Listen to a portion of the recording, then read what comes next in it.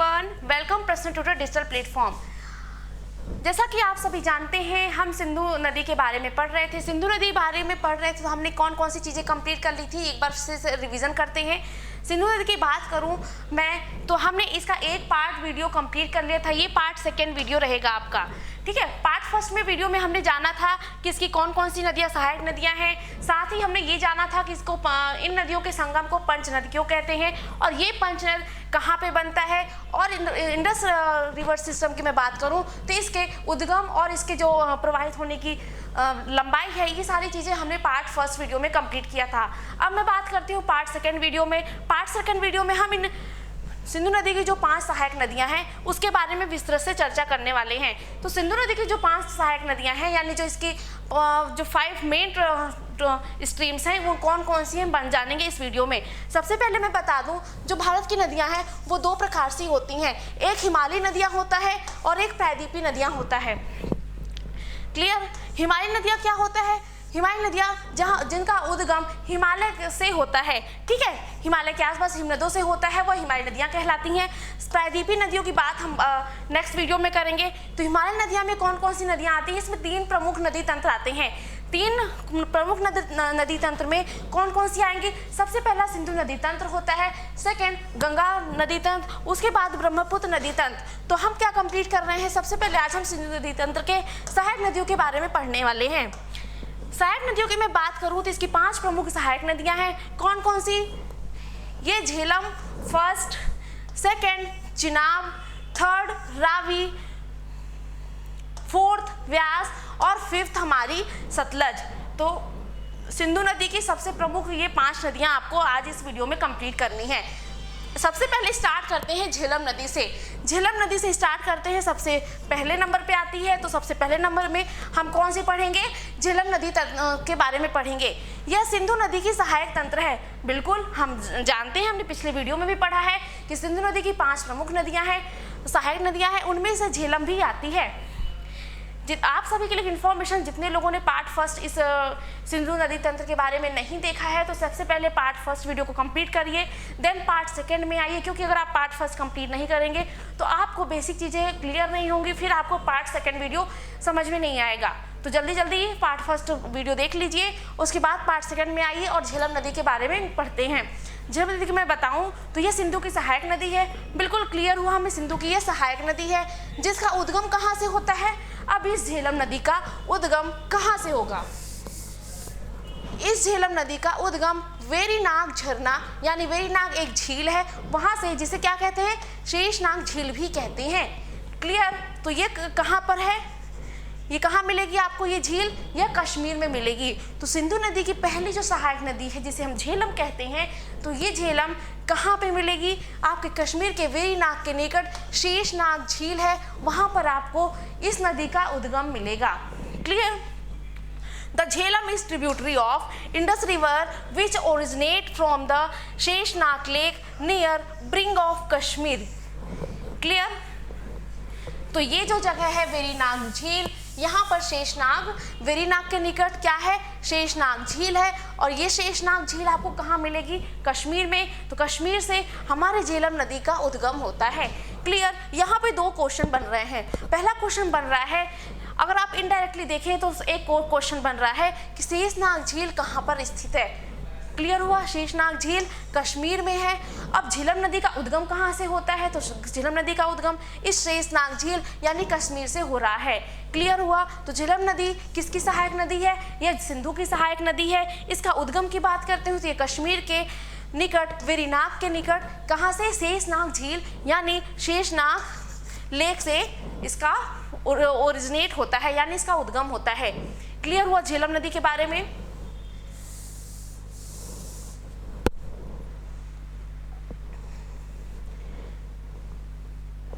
यह श्रीनगर के निकट वूलर झील से प्रवाहित होते हुए मुजफ्फराबाद के बाद भारत पाकिस्तान की सीमा बनाते हुए पाकिस्तान के बिनाव से मिल जाती है।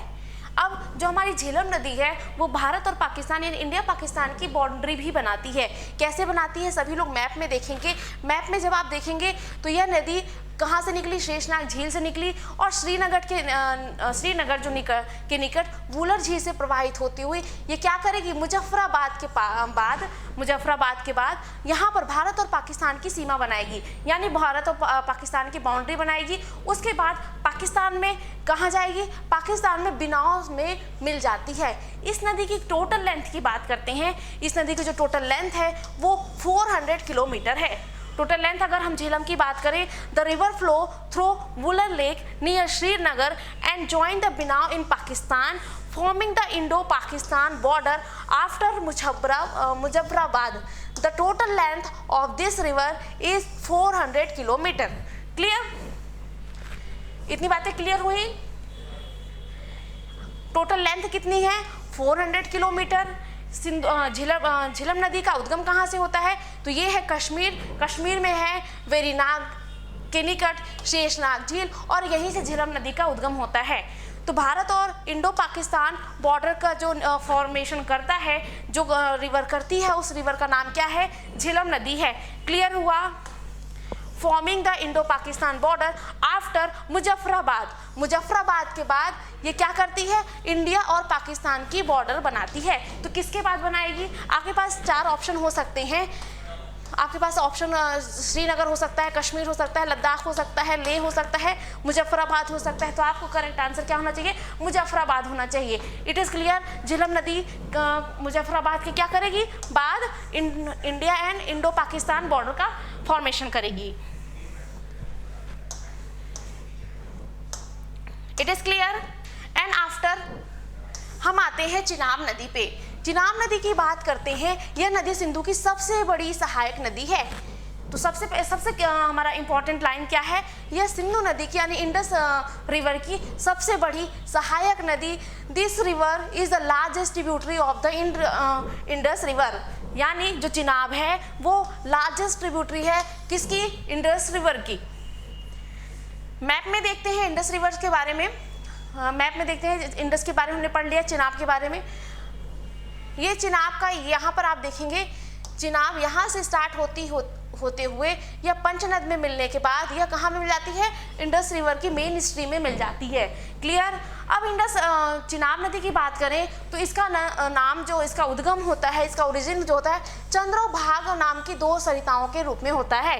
यानी चंद्र एंड भाग 2 स्ट्रीम होती हैं, चंद्र और भाग। अगर आप मैप को ध्यान से देखेंगे तो बहुत ही छोटे से आपको दिख रहे होंगे, ये एक भाग चंद्र और भाग दोनों जब आपस में मिलती हैं तब यह चिनाब नदी का फॉर्मेशन होता है। तो बात करते हैं विच ओरिजिनेट फ्रॉम द, इसके बाद में बात करेंगे बड़ा लाचा के बारे में। 2 सरिताओं के रूप में हिमाचल प्रदेश के बड़ा लाचा दर्रे से होता है। अब जो पासेस होते हैं हमारे हमारे जो इंडिया के जो पासेस हैं, उसके लिए मैं आपको एक नया वीडियो लेकर आऊँगी।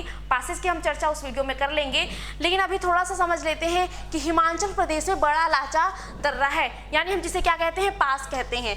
ठीक है, दर्रे को हम क्या कहते हैं, पासेस कहते हैं। तो हिमाचल में बड़ा लाचा दर्रे से होता है। अब ये हिमाचल है, यहाँ पे क्या है, बड़ा लाचा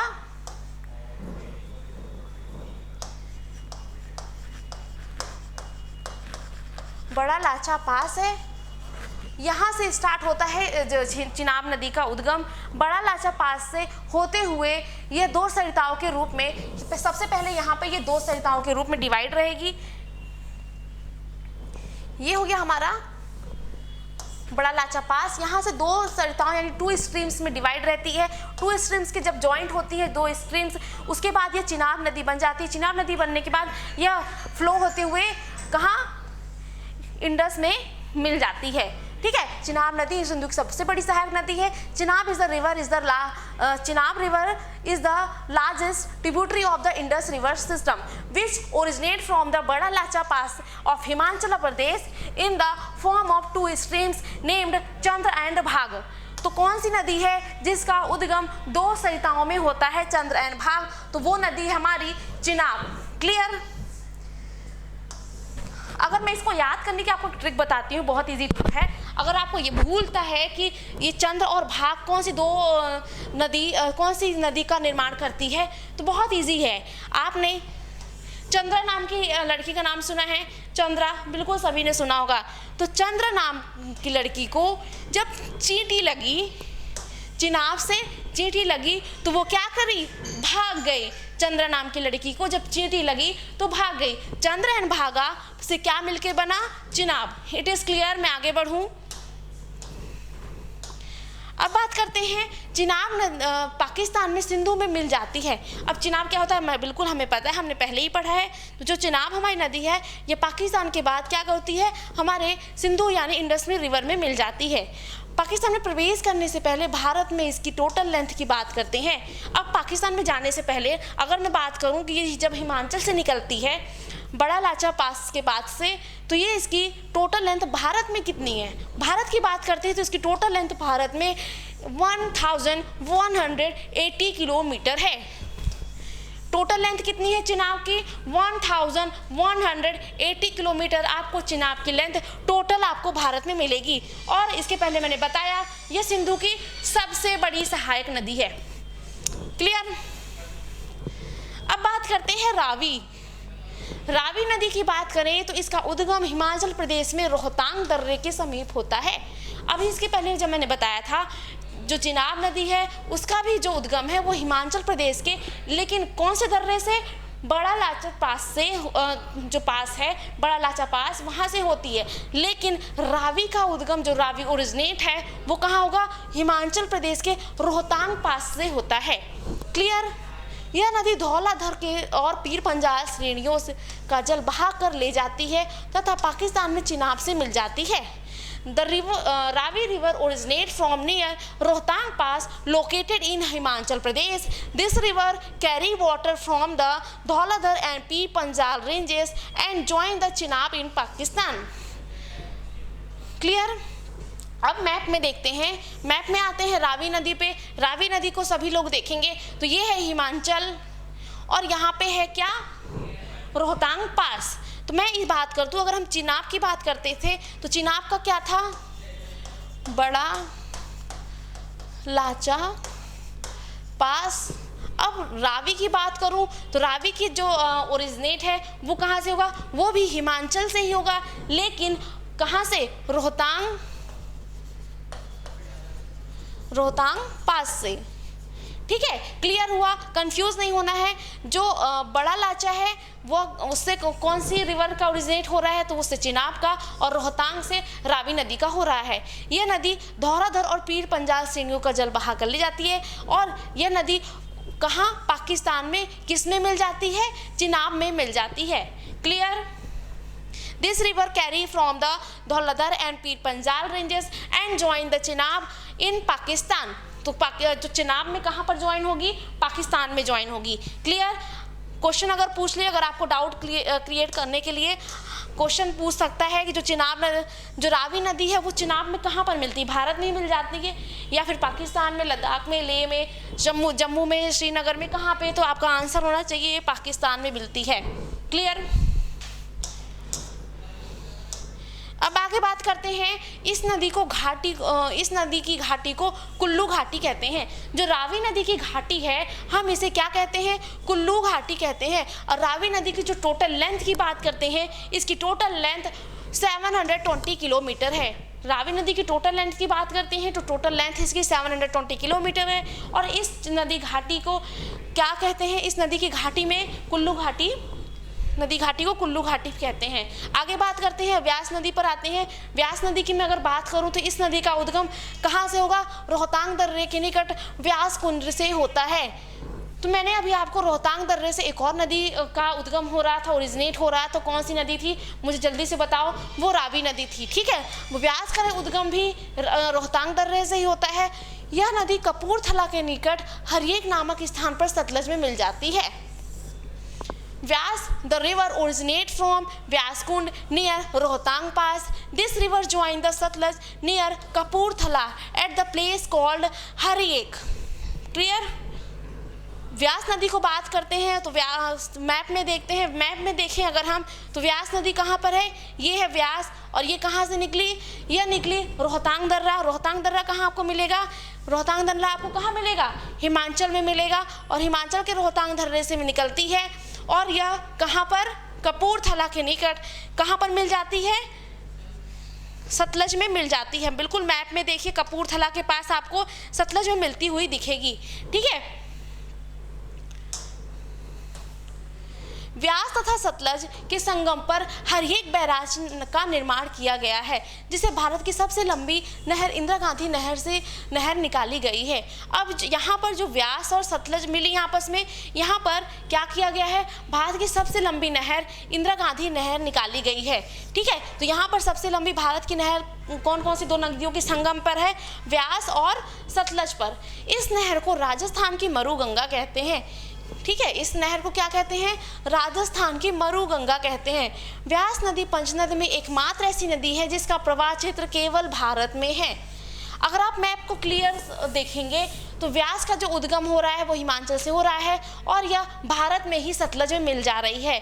तो सिंधु नदी तंत्र में जो उसकी सहायक नदियां हैं जिसको हम मिलाकर पंचनद कहते हैं। जब इस पंचनद को आपस में जब ये सारी नदियां 5 आपस में मिलती हैं तो इससे पंचनद बनता है। अब बात करते हैं पंचनद में एकमात्र ऐसी नदी जिसका प्रवाह क्षेत्र यानी जिसका जो फ्लो एरिया है वो सिर्फ आपको भारत में मिलेगा। टोटल लेंथ की बात करते हैं तो इसकी टोटल लेंथ 625 किलोमीटर आपको मिलेगी। हरिएक barrage the being constructed at the confluence of Beas and Satluj, from which Indira Gandhi Canal, India's longest canal, has been extracted. This canal is also called Maru Ganga of Rajasthan. इस canal को क्या कहते हैं, मरु Ganga of Rajasthan. Vyas river is the only river in पंचनद। Vyas river is only river in पंचनद whose flow area in only in India. Whose flow area is only in India. The total length of Vyas river is 625 kilometre. इतनी बातें clear हुई। अब आते हैं अपने सतलज नदी पर। सतलज नदी की मैं बात करूं तो इसका उद्गम कहाँ से होगा, तिब्बत के कैलाश पर्वत, तिब्बत में कैलाश पर्वत के दक्षिण में स्थित मानसरोवर के निकट राकसताल से होता है। सतलज नदी का उद्गम कहाँ से होगा, ये है तिब्बत। तिब्बत देखिए यहाँ पर है तिब्बत। तिब्बत में आपको कैलाश पर्वत मिलेगा, यहाँ पर आपको कैलाश पर्वत मिलेगा। तो कैलाश पर्वत के दक्षिण में यानी इस कैलाश पर्वत की जब आप साउथ में जाएंगे तो आपको क्या मिलेगा, मानसरोवर के पास राकसताल मिलेगा। वहाँ से क्या होगा, सतलज नदी का हमारा उद्गम होगा। राकसताल से निकलकर यह नदी पश्चिम दिशा में प्रवाहित होती है।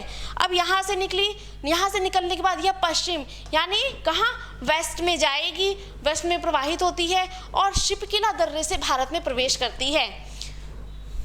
शिपकिला दर्रा से कहाँ पर प्रवेश करेगी, भारत में प्रवेश करेगी। Sutlej river originate from Rakastal near Mansarovar situated in the south of Mount Kailash in Tibet. After leaving Rakhistan, this river flow in the west direction and enter India through Shipkila Pass. अब मैं बहुत सारे आपको जब रिवर पढ़ा रही हूँ तो बहुत सारे पासेस के नाम आ रहे हैं। तो अगर आप पासेस के बारे में कंप्लीट इन्फॉर्मेशन चाहते हैं तो कमेंट सेक्शन मुझे लिखकर बताइएगा कि आप कितने ऐसे स्टूडेंट्स हैं जिनको पासेस के बारे में कंप्लीट वीडियो चाहिए। देन मैं आपके लिए एक पासेस के पे पूरा एक कंप्लीट वीडियो लेकर आऊँगी। तो बात करते हैं शिपकिला पास की। फिर से एक बार रिवीजन कर लेते हैं। ये हमारा कैलाश पर्वत, कैलाश पर्वत कहाँ मिलेगा आपको, तिब्बत में।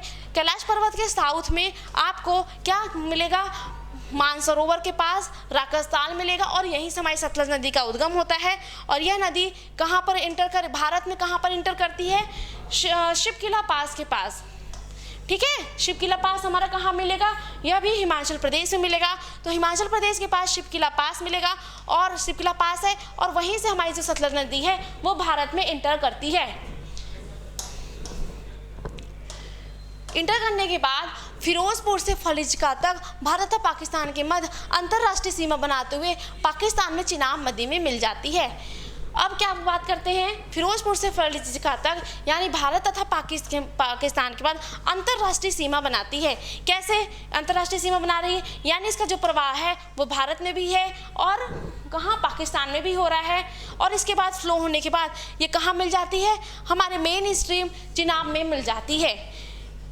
अगर मैं टोटल लेंथ की बात करूं, टोटल लेंथ अगर सतलज नदी की टोटल लेंथ की मैं बात करती हूं तो इसकी टोटल लेंथ 1450 किलोमीटर आपको मिलेगी। टोटल लेंथ कितनी मिलेगी सतलज की, 1450 किलोमीटर आपकी टोटल लेंथ किसकी है, सतलज की, जिसमें भारत में जो उसका भाग है, बीच का ये जो भारत का एरिया है, भारत में कितनी है, भारत में 1050 किलोमीटर ही आपको मिलेगी। क्लियर।